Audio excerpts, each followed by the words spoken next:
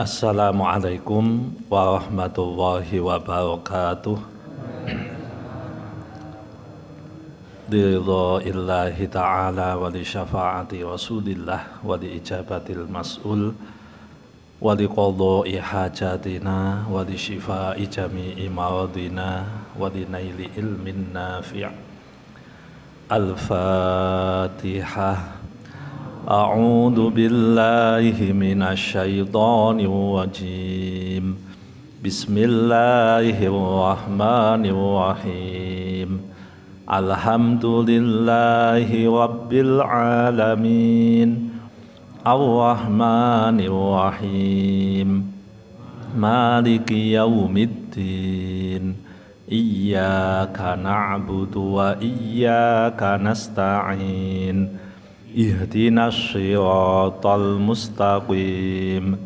Siratal ladzina an'amta 'alaihim ghairil maghdubi 'alaihim waladdallin. Amin. Bismillahirrahmanirrahim. Al-hadithul hadiya asyar.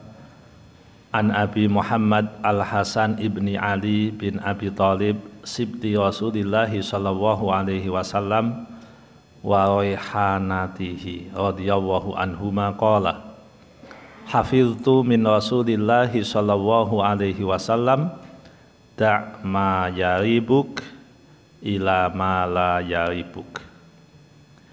Bismillah, alhamdulillah, wassalatu wassalamu ala rasulillah, amma ba'd. Bapak Ibu, monggo kita melanjutkan ngaji kitab Arba'in Nawawi hadis nomor 11. Diriwayatkan dari Abi Muhammad Al-Hasan bin Ali bin Abi Thalib. Jadi namanya Al-Hasan mendapat gelar Abi Muhammad. Maka disebut Abi Muhammad Al-Hasan. Beliau Al-Hasan bin Ali, putra dari Ali bin Abi Thalib, putra dari Abi Thalib, sibti Rasulillah, cucu keluarga dari Rasulullah, wa raihanati, dan juga pewangi Rasulullah. Jadi Bapak Ibu, istilah raihanah ini kan disematkan oleh para ulama kepada Sayyidina Hasan dan Sayyidina Husain, cucu dari Rasulullah. Jadi memang Sayyidina Hasan dan Husain ini kan cucu kesayangan dari Rasulullah.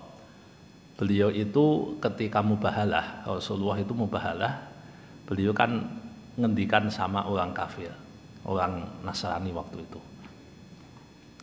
Yuk kita mubahalah.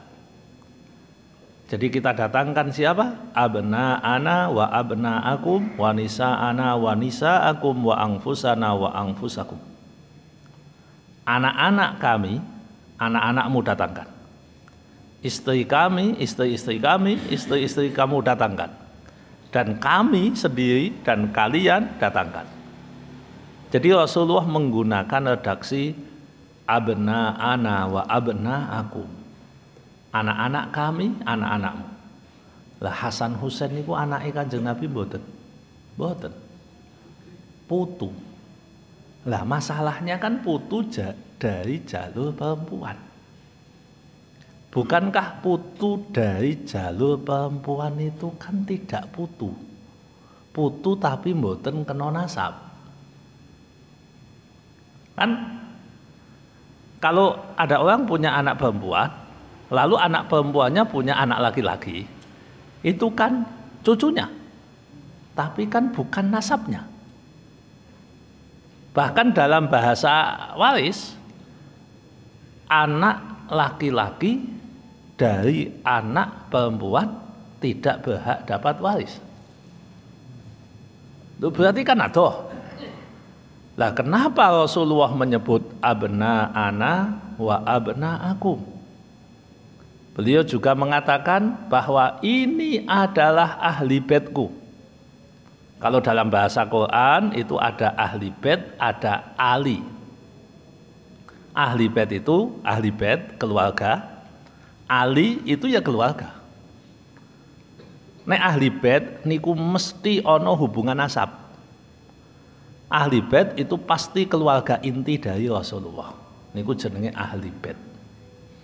Istri Rasul, anak-anak dan cucu beliau Hasan Husain itu namanya ahli bait. Tapi nek ali niku maknanya banyak. Bisa saja ali itu maknanya keluarga Nabi, hubungan nasab. Bisa saja maknanya adalah keluarga besar. Artinya ali itu kita semua. Nek jenengan membaca sholawat Allahumma sholli wa sallim wa barik ala sayyidina Muhammad wa ala alih. Siapa keluarga Nabi yang dimaksud di situ? Nah, keluarga Nabi yang dimaksud di situ, Syekh Nawawi Banten, beliau mengatakan alih di situ adalah semua umat Islam. Wah, matuk ini. Berarti jenengan kan nyolawati awake dhewe. Allahumma sholli wa sallim wa barik ala sayyidina Muhammad wa ala alih. Nah, sebagian ulama mengatakan alih adalah keluarga khusus dari Rasulullah. Ada yang mengatakan alih adalah istri-istri Rasulullah. Banyak itu maknanya. Lah kalau alih bisa kemana-mana. Makanya kula jenengan bisa jadi keluarga besar Nabi Muhammad. Bisa. Sebagaimana orang kafir bisa jadi alu Fir'aun, keluarga Fir'aun. Nah, itu keluarga besar. Tidak hanya diikat oleh nasab, tapi kalau ahli bait itu diikat oleh nasab.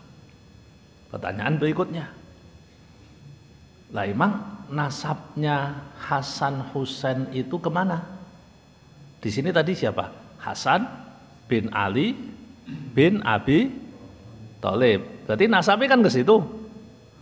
Wah, ini jadi rame. Dong-dongnya Hasan Husain itu nasabnya ke Nabi apa enggak sih? Para ulama pembela nasab Rasulullah, nasab anak-anaknya mengatakan bahwa Hasan bin Ali bin Abi Thalib itu benar. Tapi juga benar beliau dinasabkan lewat jalur ibunya dikhususkan untuk Fatimah. Makanya beliau dikatakan Hasan bin, ya bukan bin ya, apa ya namanya, anaknya dari Fatimah, anak dari Rasulullah. Itu kenapa Rasulullah ketika mubahalah beliau mengatakan abna ana wa abna akum, anak-anak kami dan juga anak-anak kalian. Nah, inilah para ulama kemudian menyebut dengan sibti Rasulillah pertama, yang kedua adalah Raihanah. Raihanah niku maknanya wangen-wangen. Raihanah itu maknanya minyak wangi. Makanya kan ada istilah itu. Perumpamaan orang munafik yang membaca Al-Quran seperti Raihanah, seperti minyak wangi. Ambune wangi, rasane pahit. Kan minyak kan pahit. Wong munafik Bapak Ibu maca Quran ambune wangi, mung rasane pahit. Mukmin yang baca Quran baunya wangi, rasanya manis seperti utujah. Wong mukmin mboten maca Quran kaya tamal kulmo, rasane manis, ndak ada baunya. Jadi jenengan nek ora tau maca Quran kuwi ora ana ambune. Ora ana ambune. Jadi malaikat nek goleki jenengan susah. Lho napa? Lah ya ora ana ambune.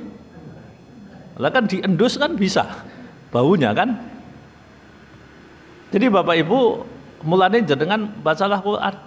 Wong munafik loh, wong munafik baca Quran seperti oehan, seperti minyak. Walaupun pahit rasane, tapi paling ora ambune wangi. Yang jagoan lagi adalah orang mukmin, wangi ambune, masih manis rasanya ketika membaca Quran. Maka Bapak Ibu, saya kan termasuk orang yang berusaha untuk memasyarakatkan Al-Quran. Jadi kalau bisa jenengan nggih, tiap hari jangan pernah lepas membaca Al-Quran.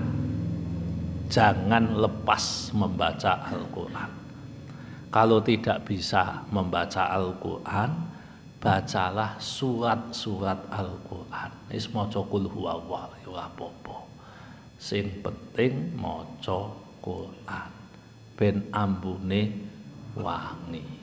Dadi nek ning kubur sok ben ambune katut wangi. Harapannya begitu. Lah raihanah itu sekali lagi adalah julukan yang disematkan kepada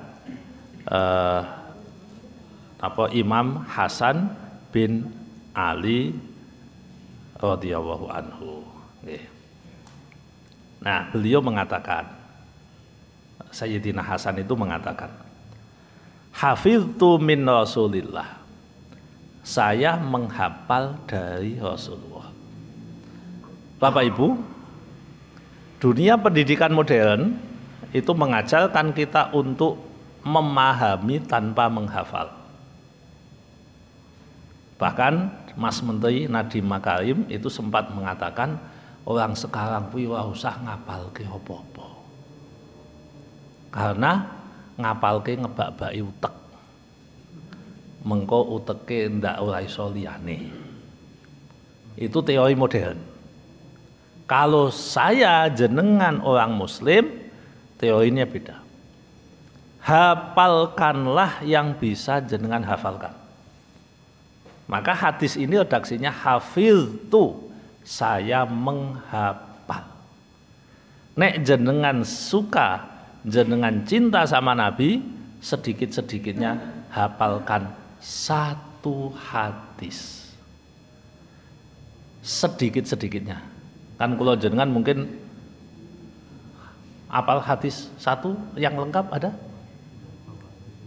Innamal a'malu binniyat. Niku hadisnya dawa Pak, kesuwen. Sing paling gampang niki jenengan menghafalke. Hadis nomor 11 ini gampang. Dak ma yaribuk ila ma la yaribuk. Ngono tok ya. Loh, Imam Hasan we iso ngendikan, aku lho apal saking Rasulullah dikandhake. Hadisnya iki pendek banget. Tapi yang ingin saya soroti adalah menghafal.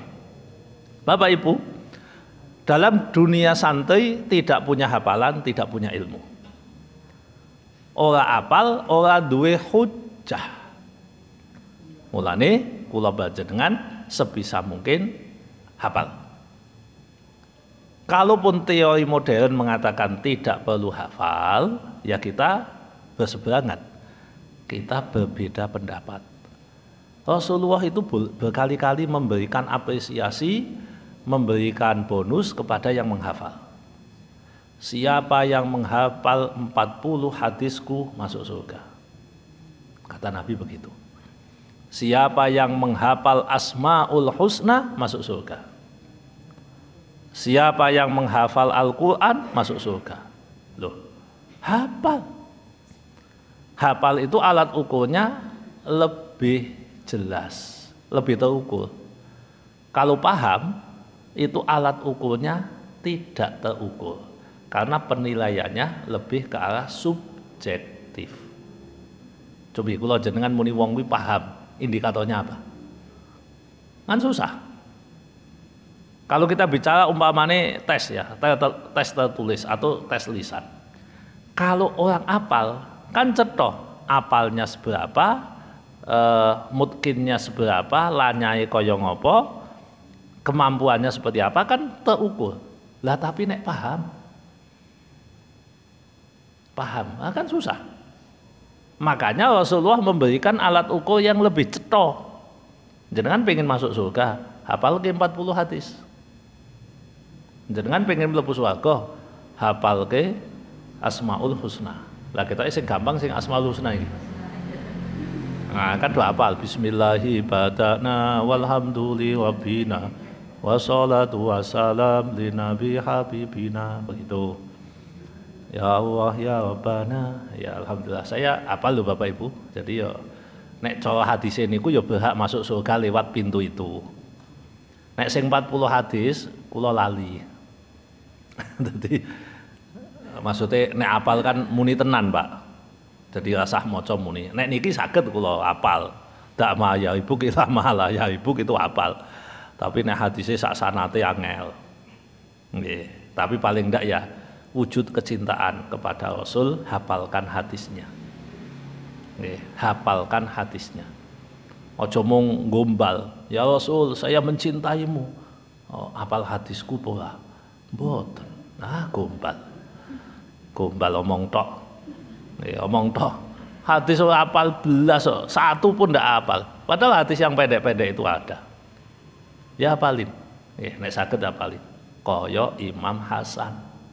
Hafidtu, saya hafal min Rasulillah, dari Rasulullah. Nggih, Bapak Ibu hafal nggih, paling mboten hadis niki gampang kok. Dak ma yaribuk ila ma la yaribuk, ngono tok. Bulan bali ini kan hafal dhewe. Dak ma yaribuk ila ma la yaribuk. Apa isinya? Tinggalkan yang membuatmu ragu menuju yang membuatmu tidak ragu. Nek ragu, tinggalkan. Nah, ini nanti menjadi kaidah usul fikih, al yakinu la yuzalu bisyak. Keyakinan tidak boleh dihilangkan dengan keraguan. Tinggalkan yang ragu menuju yakin. Dari hadis yang pendek ini muncul banyak sekali ilmu. Di kitab Al-Ashbah wa Nadhair karangan Imam Jalaluddin Suyuti, beliau menguraikan hadis ini dengan penjelasan-penjelasan yang panjang. Nah, salah satunya beliau mengatakan tadi bahwa ini menjadi kaidah usul fikih, al-yaqinu la yuzalu bisyak. Keyakinan tidak boleh dihilangkan dengan keraguan. Sehingga nanti muncul hukum-hukum fikihnya. Contohnya begini, ini masuk dalam hadis ini. Kalau Anda sholat lalu lupa 3 apa 4 rakaat, maka jenengan wajib meyakini 3. Loh, dari mana Pak? Kok saya wajib meyakini 3? Dari hadis tadi, tinggalkan yang meragukan. Nek 3 atau 4, yang 4 pasti ragu, yang 3 berarti yakin. Wong pilihannya 3 atau 4. Ya mesti toke. Kan pilihannya 3 atau 4. Nek 4, oh mesti 4. Nek 3 ya mesti 3. Lah nek ragu 2 kan mestinya 3 dan 2. Atau ini 2 apa 3 atau 4? Ya 2. Yang paling kecil yang dihitung. Tinggalkan yang membuat Anda ragu. Apapun. Makanya Bapak Ibu, kalau kita melakukan satu hal dan kita ragu, ulang. Ulang saja. Kalau memang kita ragu, tinggalkan. Nah, ilmu pas-pasan atau tahu dikit itu sering membuat ragu. Jadi orang yang punya ilmu dikit itu sering ragu. Nah, makanya orang yang sedang mencari ilmu sering mengalami fase namanya keraguan. Sehingga kita itu namanya puber ilmu. Jadi kalau kita bicara tentang libido, kita bicara tentang syahwat, itu ada puber. Ya, masa di mana orang ini mengalami masa tertentu. Lah ada namanya puber ilmu namanya. Puber ilmu. Ketika orang puber ilmu ini biasanya akan muncul banyak keraguan. Dan itu biasa. Sesudah tambah ilmu, nanti ragu ini hilang. Makanya para ulama sebagian mengatakan, kalau kamu pengen hilang keraguan, tingkatkan ilmumu. Tinggalkan ragumu menuju yakinmu. Tinggalkan kebodohanmu menuju ngertimu. Karena kalau ngerti, kita yakin. Kalau tidak ngerti, kita ragu. Dan nek wong ragu, mesti bingung. Wong ragu, mudah diombang-ambingkan. Quran aja sejak awal udah mengatakan dzalikal kitabu la raiba fihi. Tidak ada keraguan sama sekali di dalam Al-Qur'an. Itu pernyataan Allah. Sekaligus perintah kita untuk jangan meragukan Al-Qur'an.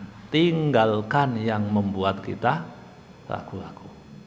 Harta, ini halal apa haram? Aduh, nggak ngerti halal apa enggak ya? Ragu Anda? Tinggalkan. Tinggalkan yang membuatmu ragu menjadi yang tidak ragu. Jadi begitu caranya. Apapun kalau ragu, tinggalkan. Nah, sebagian manusia ketika ragu menjadi penyakit was-was. Lha kuwi jenenge ragu sing kakean. Paling susah ngadepi wong penyakit was-was. Pitakonane aneh-aneh. Kula niku ngantos sakniki gadah WA sing isine pitakonane wong was-was. Cok kula jawab, cok mboten. Lah napa? Aku lho mumet dhewe. Pitakonane iki aneh-aneh terus wae. Ono wae bar iki, bar iki. Maksudnya ki ilmune sing ditambahi. Jangan lagunya yang ditambahi. Takon, Pak nonton boneka ki haram ora Pak? Kan ora klambenan. Ngono kan mumet to kula. Ini jajal piye jawabane? Lah ya nonton sapi dosa apa ora wong ora tau klambenan, ora katokan. Ya ngono ki ya ngono, mikir ya mikir tapi ya aja ditakokke kula, maksudnya kan ngoten to. Nek mikir dhewe monggo, tapi ya aja ditakokke sing aneh-aneh ngoten niku lah. Nggih. Kan kula dadi melu mikir. Lah kan mikire mesti kanggo liyane kok malah mikir sing kaya ngono. Nek sampean ragu didasari karena kurang ilmu, silahkan nambahi ilmune. Ngaji yo. Insya Allah nanti keraguan hilang. Kowe nek ana wong was-was iku sebagian besar karena ilmunya kurang. Makanya nek ngaji kan disuruh tuntas. Nggih. Ngaji dikon tuntas biar kita tahu. Oh, ini begini. Ini begini. Ini begini. Tinggalkan yang membuat Anda ragu. Terus kemudian Bapak Ibu, setan dengan bolo-bolone itu berusaha membuat manusia jadi ragu tentang Tuhan. Setan dan bolo-bolone berusaha untuk membuat ragu kita tentang agama kita sendiri. Propaganda yang disampaikan itu tujuan utamanya adalah untuk membuat orang keluar dari Islam. Tapi prosesnya adalah lewat ragu dulu. Nah, hati-hati Bapak Ibu. Nek jenengan ngaji kok malah ndadekke ragu terhadap Islam, hentikan. Tinggalkan itu. Kalau panjenengan membaca sesuatu yang malah membuat panjenengan jauh dari keyakinan terhadap agama, jauh dari melakukan ibadah, lebih berani melakukan dosa, maka tinggalkan itu. Jangan-jangan itu propaganda setan. Hati-hati. Ada sebagian ulama mengatakan, kamu itu ketemu orang baik jika ketika kamu ketemu orang itu ternyata dulu kamu lupa, kamu sekarang jadi ingat. Dulu kamu berani dosa, sekarang kamu tidak berani dosa. Kamu dulu melanggar perintah Allah, enjoy saja, sekarang merasa takut. Itulah teman sejati panjenengan.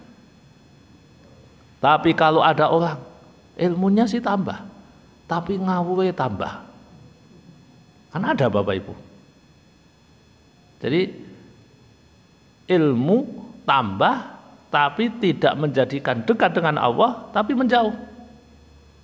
Makanya kan kula niku kadang tidak setuju kalau semua ilmu diungkap di publik. Karena kadang membuat orang itu jadi tidak semangat beribadah. Lho kula niku nanti ditakoni, lah ini wis kadung publik piye? Pak, ngeten Pak, wingi barenten pengajian. Pak Yai ini ngendikan ngeten. Wis sampean ke rasa sunah-sunahan. Anggo salat wajib dilakoni, wis rasa sunah tahajud ora penting. Wong kuwi sunah. Rasa hajat qabliyah, ba'diyah, rasa apa? Lah ngutip dawuhnya Nabi. Kesane meh ngaos. Jadi Bapak Ibu, dawuhnya Nabi itu benar. Ya Rasulullah, saya sholat wajib tok. Saya puasa wajib tok. Saya zakat wajib tok. Berarti atau sedekah belas. Kau tanggani atau ngekei. Apa kula ngoten niku iso mlebu swarga Kanjeng Nabi? Dijawab, betul. Saya ditanya, Pak ngono kuwi ana hadise? Ada. Sahih, Pak. Sahih. Loh berarti sing didhawuhke Pak Yai iki bener? Bener. Hadisnya bener, tapi bukan untuk Anda. Loh, lah kanggo sinten? Kanggo wong desa. Wong desa sing rada idiot. Oh ngoten to. Lah sampean idiot apa? Mboten. Ya aja. Kuwi kanggo wong sing akale cendhek. Kanggo sing kemampuane lemah. Lah kalau kita salah memahami seperti ini, kan adanya ngaji dadekke megah toh? Males. Ibadah jadi males. Bahwa yang disampaikan itu benar, tapi konteksnya apa? Konteksnya apa dulu? Jangan sampai jenengan ngaji, jenengan memahami sesuatu, malah jadi ragu untuk melakukan sesuatu.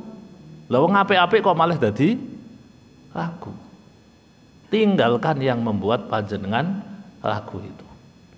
Tinggalkan yang begitu-begitu itu. Ya, kita berusaha untuk membuat orang itu jadi yakin. Makanya ilmu itu kan kata sahabat Abu Hurairah, saya tidak harus menyampaikan semua ilmu saya kepada siapapun. Maksudnya kepada semua orang. Saya akan pilih-pilih kepada siapa dia, kepada siapa saya ngomong. Itu model seperti Abu Hurairah. Nah yang terakhir Bapak Ibu, kaitan dengan da'ma yaibuk ilama la yaibuk, tinggalkan yang membuat engkau ragu menuju yang membuat engkau tidak ragu. Hadis ini membahas tentang jangan jatuh ke dalam syubhat atau hati-hati di dalam memiliki sesuatu yang kita masih ragu terhadapnya. Sebagaimana dawuh Nabi di tempat yang lain diriwayatkan oleh Imam Tirmidzi, seorang hamba tidak akan pernah menjadi muttaqin sampai dia meninggalkan apa yang tidak bahaya bagi dia karena takut akan tertimpa bahaya. Ini tidak dosa. Ini tidak dosa. Muttaqin sejati, kalaupun ini tidak dosa, apakah ini akan memberikan efek sesuatu kepada saya, khususnya bagian dari dosa, kemaksiatan dalam jangka panjang atau tidak? Kalau iya, tinggalkan. Jadi hadis ini secara tersirat mengajak kepada kita untuk meninggalkan yang membuat kita ragu. Pun sing ragu-ragu mboten usah. Enggak usah. Makanan, minuman, harta, kepemilikan, sing ragu-ragu tinggalkan. Itu nek jenengan pengen mendapat gelar muttaqin karena jenengan punya sifat al-wara', kehati-hatian. Jadi al-afaf itu maknanya hampir sama dengan al-wara', maknanya kumaleksa. Ngreksa awake dhewe sangka barang sing boten jelas, boten cetha. Nggih, boten cetha. Mulane ngati-hati itu penting. Nggih. Ngati-hati penting. Kula nanti ditakoni, "Pak, YouTuber ke duitnya halal apa haram?" Waduh, pitakonane kok kaya ngono ya. Pitakonane kok kaya ngoten. Lah, itu tergantung banyak hal. Pertama, kontennya apa? Nek kontene bikin dosa, ya haram. Duite entuke niku to jenenge napa nika? Nah, kan enten wong sing senengane golek sing aneh-aneh. Yang kedua, nek jenengan senengane mbajaki weke wong kuwi ya haram. Waduh, aku lho senengane mbajaki yo gawe video isine gawe apa kae jenenge? Gawe karaoke. Karaoke kan lagune wong to nika. Dicolokke piye ben iso engko rame kula entuk bagian. Lah nek jenengan modele nyolong-nyolongan ngono ku ya ora kena, tapi nek sing liyane yang tujuannya baik untuk menjadikan kita itu lebih dekat dengan Allah, kontennya juga tidak mengandung kemaksiatan, yaitu halal. Tapi nek boten nggih, boten. Mulane YouTuber aja provokator. Dadi YouTuber aja mung golek viewer dengan cara-cara yang kotor, jangan, karena itu perbuatan yang dosa. Nah, itu namanya al-wara', al-afaf, menjaga diri dari sesuatu yang potensial haram. Oke, ngoten Bapak Ibu, hadis nomor 11 yang bisa saya sampaikan, semoga bermanfaat, kurang lebihnya mohon maaf. Monggo sagedipun lajengaken tanya jawab. Matur nuwun.